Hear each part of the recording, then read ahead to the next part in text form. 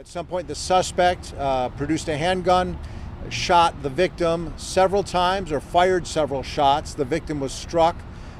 The victim was able to go back inside the store where he collapsed. West Palm Beach Fire Department paramedics administered advanced life support, rushed him to St. Mary's Trauma Center, currently in critical condition in surgery. Criminal Investigations Division of the West Palm Beach Police Department has an active investigation. They are working leads using our Strategic Intelligence Center as well as our detectives. We have crime scene here, processing the scene, so it's an active investigation. We're in the early stages right now.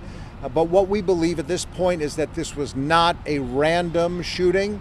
As far as any relationship or knowledge of the victim and the suspect, detectives have not provided that to me as of the moment. But again, we're in an early phase of this investigation. Anyone with information about the shooting or has information about the suspect is urged to call West Palm Beach Police or Crime Stoppers of Palm Beach County. That number is 1-800-458-TIPS 8477. That's 1-800-458-8477. Or you can report tips anonymously, see something, send something with photos and video through our Safer Watch app, which is a free app that goes directly to our Strategic Intelligence Center and our 911 Emergency Communications Center. By the red car over there.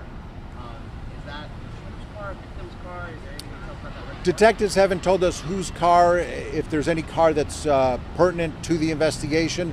What I can tell you is the shooting happened where those markers are, outside of the store between two of the cars. So at that point, the gunman fled.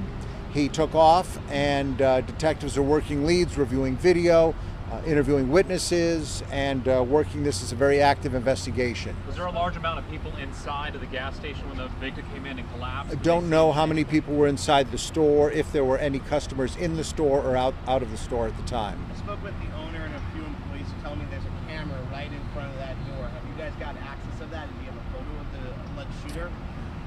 That's a question that detectives haven't provided me with yet, but I can assure you that any evidence, whether it's video or physical evidence, that is being looked at. Was there any conversation about blocking off the roads or anything with holiday travel, with last-minute Christmas shoppers, anything along those lines?